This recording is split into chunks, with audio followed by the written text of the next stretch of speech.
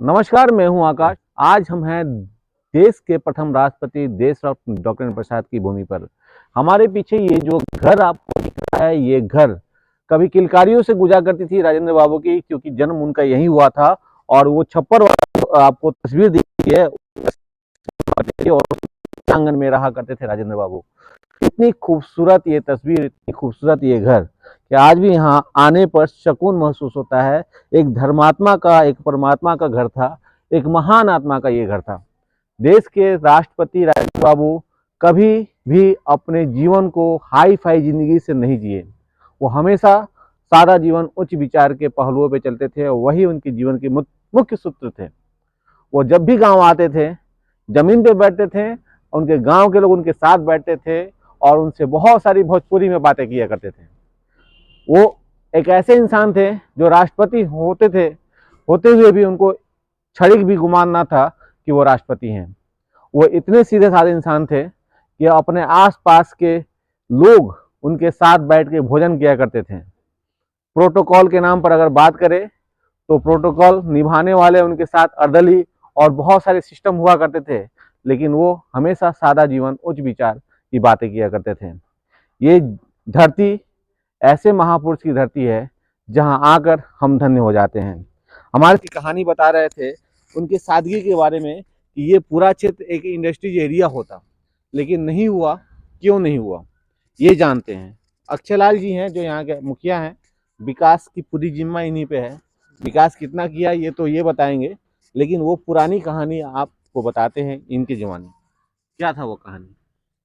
वो कहानी था जो यहाँ राष्ट्रपति राजेंद्र बाबू आए थे, तो मेरा दादा पर बोलते थे कि राजेंद्र बाबू भोजपुरी में कि राजेंद्र बाबू जब आए रहनी यहाँ पे तो लोग के जमावड़ा लगा रहे हैं। और राजेंद्र बाबू सब नज़दीकी से लोग के रखे नहीं, इन्हें सबसे मिलजुला, मतलब इतना सादगी विचार के आदमी थे कि मतलब उसका कोई जवाब नहीं था। तो वही बोले थे कि यहाँ पे जब बड़े बड़े आदमी आए थे, उसमें टाटा बिरला भी आया था, तो एक बिरला वाला बोला कि एक मौका दीजिए राजेंद्र बाबू कि कुछ आपका गांव में इंडस्ट्री लगाया जाए, कुछ मतलब यहाँ के व्यवस्था थोड़ा विकास में परिवर्तित किया जाए। तो राजेंद्र बाबू सोचे और सोच के बोले कि देखिए, पहले हमारे गांव को मत कीजिए, पूरा हमारा देश के ऊपर के करके आइए, तब हमारे गांव को सोचिएगा। तो वो बिरला वाला बोला कि नहीं, एक तो मौका कम से कम दीजिए। तो वो बोले कि देखिए, मेरा बहन कृष्ण जी के पुजारी है, उसका लिए एक मंदिर वंदिर बना। तो मंदिर, एक बिरला का मंदिर बिरला ने बनाया, छोटा सा मंदिर बनाया बस। देखिए, ये कहानी अगर इनकी जवानी आपको समझ में आ गई होगी तो बहुत अच्छी बात है, लेकिन थोड़ी सी मैं बता देता हूँ कि दिए तले अंधेरे की अगर आपने कहानी, एक कहावत सुनी होगी तो शायद यहाँ सिद्ध होता है। एक बहुत बड़ा दिया जो पूरे देश को रोशनी देता था अपनी शिक्षा से, अपने बुद्धि से, जिन्होंने संविधान सभा का अध्यक्ष होने की पदवी प्राप्त की। संविधान के जितने मुख्य पहलू थे सब उन्हें जुबानी याद थे। तो वैसे व्यक्ति का घर ही इतनी खराब व्यवस्था में है जिससे मैं कह नहीं सकता हूँ। और जब बिरला और टाटा के लोग यहाँ आके यहाँ विकास होने की बात कर रहे थे, तब उन्होंने गांव के लोगों की बात मानी और ये कहा कि नहीं, हमारे गांव के लोग खेती ही करेंगे, पहले पूरे देश का विकास करो, फिर मेरे गांव का विकास करना। समय बदलता गया, देश का विकास होता रहा, लेकिन आज भी उनका ये गांव जैसे कि तैसे पड़ा हुआ है। सादगी भरी जीवन, सादगी भरा समय और सादगी भरा आज भी उनका गांव वैसे ही पड़ा हुआ है। ना कोई पर्यटक स्थल बना, ना कुछ हुआ, कुछ भी ना हुआ। यहाँ पे बहुत सारी कहानियां हैं उनके जीवन की। एक कहानी और बताते हैं। हमारे साथी हैं यहाँ पे रवि जी, इनकी जुबानी सुनते हैं उस कहानी को। इन्होंने बात करते करते बताया। क्या थी कहानी, वो बताइए। कहानी ये थी कि ये जो जीरादेई जो है, वो उसका जो जिला है सिवान।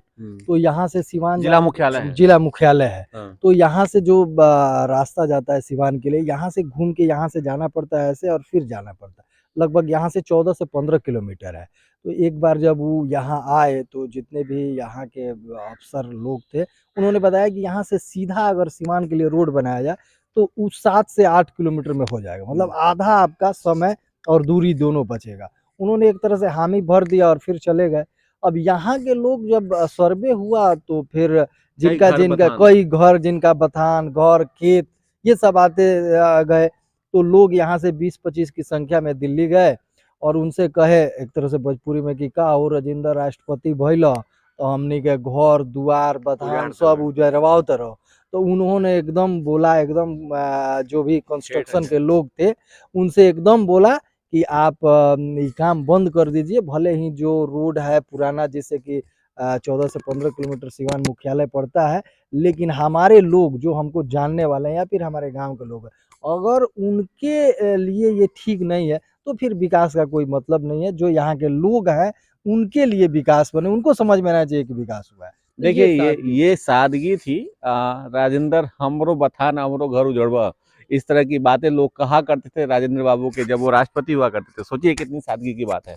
और उनकी बातें मानकर वो अपने क्षेत्र का विकास नहीं होने दिए या नहीं हुआ, लोगों की बातों में रह गए। क्योंकि यहाँ से अगर सिवान की दूरी देखी जाए तो हम अगर सीधे दूरी तय करते हैं तो हमको लगता है खेत घर टपते हुए जाएं तो 6 से 7 किलोमीटर में हम सिवान शहर में पहुंच जाते हैं। लेकिन हमें यहाँ से 16 किलोमीटर दूर जाने पड़ते हैं। रास्ता यूं घुमाव नुमा सांप नुमा है और उसके बाद हम पहुँचते हैं सिवान। तो उस समय भी ये प्रस्ताव आए थे कि ये रास्ता सीधा कर दिया जाए, सीधा नहीं हुआ। गांव के लोगों के खेत पड़ने लगे, किसी का बथान पड़ने लगा, किसी का छोटा झोपड़ी पड़ने लगा, जिसके चलते ये विकास नहीं हुआ।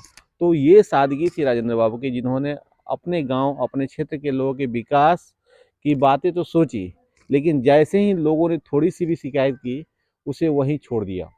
तो सादगी भरी जीवन थी उनकी। और भी बहुत सारी कहानियां हैं जो हम आपको समय समय पर बताते रहेंगे। एक छोटी सी वाक्यांश मैं आपको बता देता हूँ कि एक बार वो राष्ट्रपति भवन में गांव के कुछ लोग गए, समृद्ध लोग गए, कुछ बूढ़े बुजुर्ग लोग थे। उस समय वो जवान हुआ करते थे तो कुछ बूढ़े बुजुर्ग भी उनके से गए।